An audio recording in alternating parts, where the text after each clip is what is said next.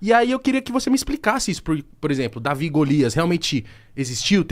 Tinham gigantes? Ou são coisas que são contadas pra também prender a gente na história? Boa. Mais lúdica, Boa. né? É, porque senão se conta, fala assim, talvez, né? Moisés chegou lá, a maré tava baixa, talvez não tem tanto esse apelo. Entendi.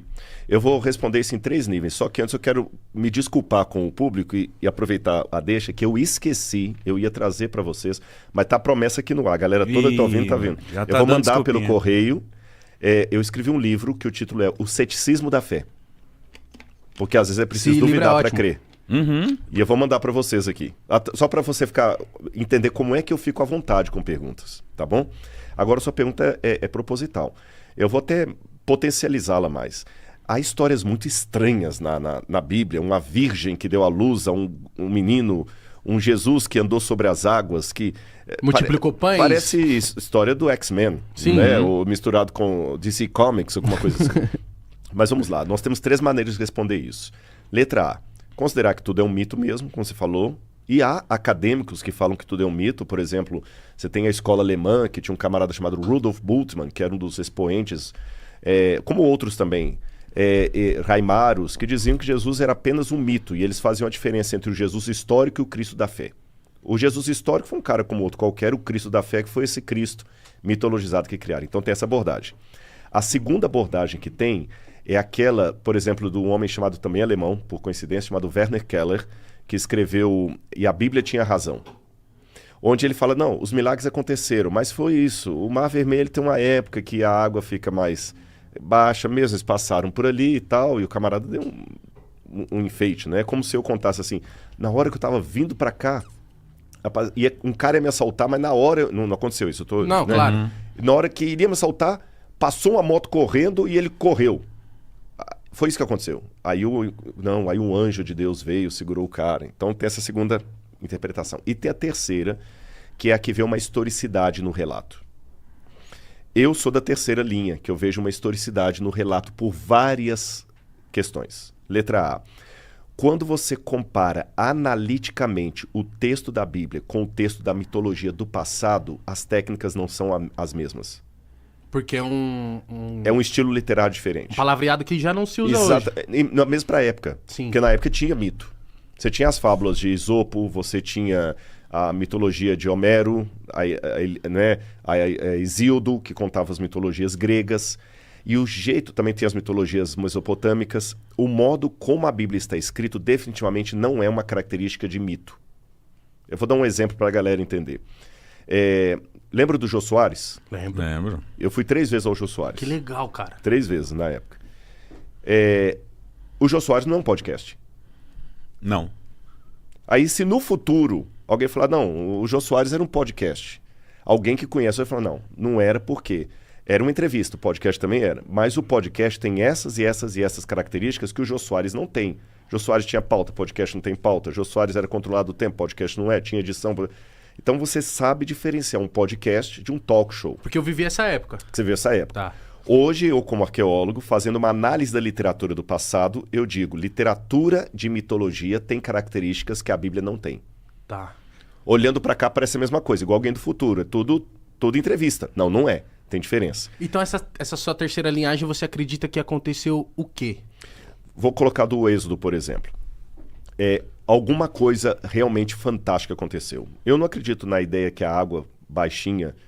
Porque a Bíblia fala que o exército de Faraó foi afogado depois pelas águas. Sim. Então, se foi água baixinha, como é que essa água baixinha? Aí o milagre fica pior ainda, né?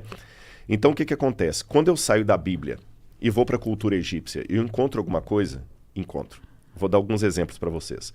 Muita gente pensa erroneamente que o faraó do Êxodo era Ramsés. Até o filme da Disney mostra isso. Quando uma passagem da Bíblia meio anacrônica lá, o faraó do Êxodo tem tudo para ser Tutmoses III. E quando o faraó morria, eles desenhavam na tumba dele várias áreas do Amduat. O Amduat é o seguinte, quando você vai para o paraíso, na visão egípcia, você passa por 12 estações na barca solar. Até chegar ao paraíso. Até chegar ao paraíso. Aí você passa por Osíris, primeiro por Anubis, depois pelo deus Tote, pela deusa Maat, até chegar em Osíris e volta. Como se fosse, entre aspas, uma tela de videogame mesmo? Uma tela de videogame, que você vai passando de fase. Isso. Bingo. Aliás, tem até o Stargate, era baseado nos portais. Então, quando você vai na 12ª oração da Amduat, apenas está isso no túmulo de Tutmoses III. Ele pede estranhamente que os deuses protejam a multidão de soldados que morreu afogada por seguir a sua carne e não teve condição de ser sepultada. O Nilo não dava inundação para matar afogado uma multidão inteira. No Egito, no delta do Nilo, não chove. Até hoje. E você tem, inclusive, os desenhos lá da água com os cadáveres todos lá. Sério? No desenho na parede. Ele está testemunhando que um exército Morreu afogado. morreu afogado. Outra coisa curiosa. Quando a tumba de Tutmoses foi encontrada, Victor Loré, que era o arqueólogo que encontrou, viu que o túmulo estava intacto. Só que quando abriram o caixão, o sarcófago, a múmia que está sepultada no lugar de Tutmoses III era um rapaz de 20 anos, aproximadamente. E o faraó morreu com 50 e poucos anos. Oxi. Ixi. Então, por alguma razão, os egípcios mumificaram um outro corpo no lugar do faraó. Por quê? Explicou Você isso? sabe? A Bíblia fala que o faraó morreu nas águas do mar com seu exército. Ah, e eles não Então, eles queriam não tiveram- dar o braço a torcer. Exatamente, não tiveram nem um corpo para recolher de lá. Entendi. Você tem o papiro de Pulver, que está hoje no Museu de Leiden, na Holanda, também escrito, nada de Bíblia, eu estou contando coisas da arqueologia, da egiptologia. E nesse papiro de Pulver, o escriba pede aos deuses proteção e pergunta por que as pragas estão caindo sobre o Egito. E ele menciona algumas pragas, e ele fala, por que o Nilo se tornou em sangue? Por quê? Não, ele questiona de maneira retórica. Ah, tá. É como falar assim, pô, que sacanagem, cara, por que Por que fizeram isso Por que comigo? aconteceu fizeram isso isso? comigo? Por que o Nilo se tornou em sangue? Por que os filhos dos nobres estão morrendo de maneira inesperada? Por que os animais estão ficando no canto? Por que a escuridão, ou seja, várias das pragas mencionadas no Êxodo estão ali? Então, fazendo uma correlação, eu tenho um testemunho fora da Bíblia do que o que a Bíblia falou é verdade, e contado por inimigos da Bíblia. Tá certo? E o último elemento que eu coloco agora de ordem mais filosófica, para que um milagre extraordinário aconteça, basta uma coisa, que Deus exista. Porque se ele existiu, é possível. Cara, eu acredito que Deus existe porque eu tento ser cético até onde eu consigo. Porque sou muito do ver pra crer, não sei o que, sentir. Só que já senti muito a presença de Deus, já frequentei igreja, já frequentei inúmeros lugares também de outras religiões. E sempre me senti bem em todas elas, assim. Só que tinha umas coisinhas que às vezes me fazia... Não sei se era eu que já tava, tipo, com a cabeça muito adolescente. Eu falava alguma coisinha que eu não gostava, já... Então, eu ficava muito me questionando do porquê. E aí, quando eu falei isso, a galera pegou no meu pé pra caramba. Só que não adianta eu vir aqui e falar, pô, eu acredito no que tá escrito. Mas tem muita coisa mística que tá escrito ali, como a gente brincou, né, de Davi e Golias. Pô, realmente Golias era um gigante ou ele era um cara só mais alto que Davi? Davi era mirrado. Isso é bom colocar. Porque nós temos um problema ali no texto hebraico que a gente tem, que coloca como se o Golias tivesse quase 6 metros de altura. E o Davi fosse um cara de... Um anão, Exato. né? Mas eles encontraram alguns textos da Bíblia... E matou o cara na pedrada. Não, a pedrada é possível, eu vou explicar daqui a pouquinho. A gente encontrou textos, cópias do texto de Samuel nas cavernas do Mar Morto em Israel. Que você tem que ir lá levar sua mãe. E nessas cavernas esse texto mostrou que a altura de Golias não era aquela, foi um erro de copista.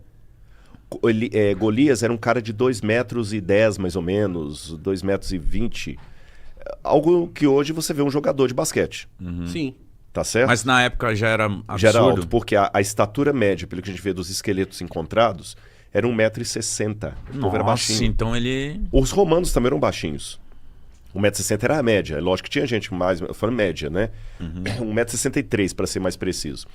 E o Davi ainda era um guri. Davi deveria ter uns 12 anos de idade, 13 anos no máximo. Por que eu sei Embaçado, disso? hein? Porque Nossa. Davi tinha os seus irmãos, e esses irmãos já estavam... E 4 dos mais velhos estavam na guerra. Então você tem... E você só podia ir para a guerra depois dos 20 anos. E 3 estavam na guerra. Os outros 4 não estavam na guerra, e Davi era o caçula. Então eu tenho 3 irmãos de Davi com mais de 20 anos, 4 com menos 20 anos, e o Davi tinha que ser a rapa do tacho. Então, se 3, 4 tinham menos de 20 anos, porque eles não estavam na guerra ainda, suponhamos que a mãe de Davi deu à luz a um filho por ano. Então tenho 19, 18, 17, 16, sobra. Davi tem que ter no máximo 15 anos de idade. Nossa, molequinho. Ele era Molequinho. Agora, pelas características do Golias, isso é interessante notar, eu fiz uma pesquisa uma vez no Sudão, uma escavação no Sudão, onde lá no deserto de Baiuda, eles encontraram, eu cheguei a medir alguns crânios muito grandes. De pessoas gigantes. Então. Gigantes, mas não gigante de 6 metros. Tá, sim. Né? Mas alguém assim, um jogador de basquete. E tudo aparenta que aquela tribo de gigantes ali eram dos mesmos que Golias de Gat, que alguns migraram da região da Filístia, que seriam os filisteus, para a Núbia, que é o Sudão. Mas eles eram tratados como gigantes? Gigantes, porque se você tem uma população... Hoje, é interessante colocar isso. Hoje, devido à alimentação hiperproteica, os adolescentes estão muito mais altos do que os adolescentes dos anos 70. Pô, os adolescentes tá forte. Eu olhei um moleque de 13 anos e tava fibrado outro dia. Quase todo pai fala, pô, meu moleque tá com um pé maior do que o meu. Em 13 anos, come até falar, chega aí.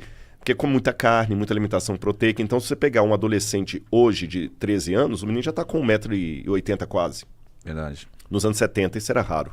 A galera era mais franzina. Exatamente. Né? Então, o que é gigante depende da... Para um pigmeu, eu sou gigante. Sim. Uhum. Agora, tudo indica que Golias fosse um gigante fruto de algum problema genético. Você sabe que acontece isso, né? Tem uma cidade do nordeste do Brasil, eu tô tentando lembrar qual é, de repente uma gugada aí vai achar, que 70, 80% da população é anã. Caramba. Eu já vi uma matéria Já vi uma matéria disso, eles sofrem de nanismo. Então parece que 70% são anões. Você tem na África os pigmeus que estão tudo baixinho. E tem uma tribo lá da África do Sul, dos Zulus, que são todos altos. E existe um defeito genético que é potencializado por relações de mesmo sangue, primo com primo, irmão com irmão, que é o gigantismo. Nossa. O camarada, a glândula... eu esqueci qual é o nome da glândula agora para não falar... Eu tô com um nome na mente que eu não vou falar para não falar bobagem. Essa glândula do crescimento, ela não tem um limite. Então a pessoa vai crescendo, crescendo, crescendo, mas ele é completamente desengonçado. Tá. Tanto é que alguns casos de gigantismo que temos, o cara tá sempre com uma muleta, ele não dá para jogar bola, por exemplo. Não tem ele habilidade, não dá para correr, né? não tem habilidade. Aí, então, possivelmente, Golias era fruto de gigantismo. Tá, entendi. De gigantismo. Então ele devia ser um cara gigante, assim, pra época, 2 metros desengonçado. e tanto. Desengonçadão. Mas, olha qual que era a característica da época, que a gente vê a mesma coisa na história de Troia. Para evitar derramamento inútil de sangue, vamos fazer o seguinte, para não matar minha galera e não matar a sua também, eu pego um herói meu para lutar com um herói seu. E o que perder, ganha a batalha. Aliás, o que perder, perde a batalha. Em Troia aconteceu isso. Na história lá que Homero conta de Troia, que os gregos e espartas estavam lutando, aí os gregos colocaram para lutar do lado deles o Aquiles. Né, o Aquiles, contra o outro lá, que o cara era fortão. Então, os filisteus colocavam o Golias, não porque ele fosse forte, mas porque ele dava medo. Assustava, né? Imagina numa estatura mediana de 1,63 m. E por que mandaram o Davi? Não mandaram. O Davi se ofereceu. Que isso? Corajoso, Eu menino. olhar pra ele e falar, menino... O cara foi corajoso. Tu é doido. Mas por que deu essa coragem nele? Ele era... O Davi, ele tinha uma coisa que é rara, mas tem pessoas que têm. O Davi teve aquela coragem, que me permita falar até de maneira espiritual, que vem de Deus mesmo, que é a mesma coragem que Madre Teresa de Calcutá teve de abandonar toda a riqueza que ela tinha e cuidar dos pobres na Índia. A mesma coragem que Mahatma Gandhi teve de, na Índia, protestar contra o sistema de castas sem dar um tiro sequer. A mesma coragem que Martin Luther King teve de liderar a marcha dos direitos civis americanos enquanto um monte de negro não fazia nada. Olha que interessante, o Martin Luther King liderou os negros, mas muitos negros não faziam nada. Ah, tem uma pedra aqui? Ah, você trouxe lá do museu? Olha, eu não sabia que ia ter esse assunto. Você trouxe isso aqui, Sérgio? Gente, eu vou bater palma pro Serginho aqui, viu? Monstro. Por incrível que pareça, essa aqui é lá do museu que você trouxe? Isso aqui é uma pedra de fundo original. Eu não sabia que ia ter essa assim, pergunta aqui. O que é isso? Fundo original. Eu vou falar daqui a pouco o que é. Deixa eu só fechar essa É a pedrinha questão. maciça, tá? É. Não vem com esse papinho de fundo Eu vou explicar original. como é que isso aí Como usa. isso aí? Só fechando esse comentário Por aqui favor. Do Martin Luther King. do Martin King. Veja bem, vários indianos sofriam um sistema de castas quietos. Mas veio o Mahatma Gandhi e os liderou. Vários cristãos viam os pobres morrendo lá em Calcutá e só rezavam por eles. Madre Teresa de Calcutá teve a audácia de ir lá e fazer alguma coisa. Martin Luther King teve a audácia de ir lá e falar assim, não, já que a gente pode pegar já que a gente não pode sentar no lugar do branco no ônibus, então não vamos andar de ônibus. Mas se nota que na história, citando esses 3 exemplos que eu dei aqui, são poucas pessoas que têm a coragem de enfrentar o óbvio. Por isso que o povo precisa de um líder. E Davi foi mais um desses. Todo mundo lá só com medo do Golias, porque imagina, 1,63 m. Um cara de 2 metros e pouco. Dá medo. Dá medo. E o Davi Mas não falou, teve "Cara, eu ninguém vou." pra falar, Davi, É, tu é com um certeza. guri, menino. Lembra- Sai daí, olha o tamanho do Mas rapaz. com certeza. Lembra que a Bíblia, ela resume a história. Mas houve diálogos ali. E, por coincidência, essa foi realmente uma... Foi essa pedra que ele jogou. Não, não foi essa, mas essa aqui é uma pedra de funda que nós temos na coleção do museu. Nem sei por que cargas d'água que o Serginho trouxe esse negócio aqui. Monstro, Serginho. E O cara é um monstro. ela vem do Oriente Médio e a gente encontra muito isso em sítio arqueológico. A gente sabe quando é pedra de funda porque encontra várias em situação de guerra e elas são arredondadas. Tem de vários tamanhos. Agora, acredite se quiser. Eu não sei se o pessoal costuma colocar vídeo aqui. Se você colocar Slingstone no YouTube, agora só não coloca, não sabe por quê? Eu tenho medo de colocar algum aqui e derrubarem com direitos autorais. Não põe. Mas a não. galera que tá aí na internet já abre uma abinha do lado aí. Galera, vocês podem em casa. A gente não pode aqui porque podem derrubar o vídeo, mas em casa a galera pode. Escrever em inglês é melhor. Slingstone, tá bom? Slingstone em inglês. Vai aparecer uns camaradas, não sei se tem gaúcho aqui, vai saber o que é boleadeira. Parece uma boleadeira. Pô, eu lembro que eu li a história de Davi, ele tava com a boleadeira, que ele rodou. Boleadeira. Ô, caramba. E esses você não trouxe, né, Serginho? Tem uma tira de couro, é uma tira de couro. Aí aqui ela tem como se fosse um braço alça, assim, né? uma alça. Pega a tira aqui, enrola no dedo. O camarada só vai fazer assim, ó. E ele solta uma das tiras e prende a outra. A pedra vai, mas ela vai com uma precisão. Eu não lembro de cor a velocidade, mas eu tenho isso anotado Você em já casa. fez isso? Eu não tenho mira, né? Eu posso matar alguém. E eu quero voltar pro podcast, não. Mas assim, pra quem tem mira, cara, é incrível. Eu já vi muito, infelizmente, em situação ruim de briga de israelenses com palestinos. Os palestinos, as crianças, eles pegam isso aqui, eles jogam. O projétil vai a uma velocidade, parece que os números, parece que um revólver, uma bereta, a tira parece que é 2.7, alguma coisa assim, porque tem uma medida como a gente fala, velocidade de carro, de moto, de avião, tem uma velocidade que eles marcam de tiro. Não sei o que por segundo. Quem é acostumado a tiro, o clube de tiro vai saber isso aí. Essa pedra, ela consegue uma velocidade de 90% do tiro de uma bereta. Nossa senhora. A velocidade que ela atinge, 90%. Uma pedradinha dessa na testa dá pra matar. E os meninos, os moleques, desde pequenos, eles aprendem a atirar. Às vezes pegam até umas pedrinhas menores. As menores são as piores. A pior não é essa aqui, não. Fura. Mas ele pega... Se o pessoal depois em casa olhar lá no Google, eles vão ver, tem vários. Tem campeonato disso. Tem um cara, um australiano, que tem um cabelão Curioso. assim. É um dos melhores do mundo. A menor é a mais perigosa. Porque ela fura... Olha, eu não vou falar que essa mesa aqui é grossa, mas ela consegue fazer um bom buraco. E essa madeira aqui é maciça. É maciça. Uhum. Agora, os capacetes filisteus que já foram encontrados são interessantes porque há vários tipos de capacete filisteu, mas alguns deles têm uma abertura aqui. E a precisão do tiro, ele consegue pegar, assim, a metros de distância, um alvo pequeno. Se você pega uma pedrinha daquela, chap, e bate aqui na testa, cara... Morre. Não morre. O pior é que desmaia. E aí já facilita, né? Aí ele pegou a espada do Golias e cortou a cabeça do cara. Na verdade, não foi a pedrada que matou o Golias, né?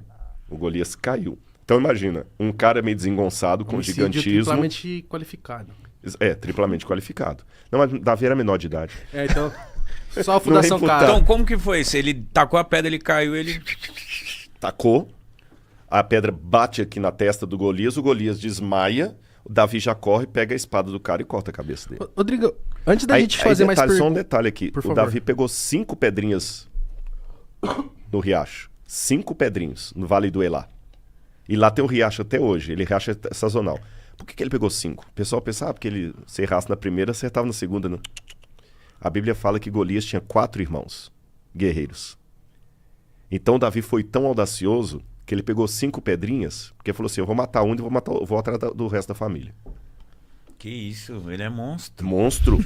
Monstro. X-Men.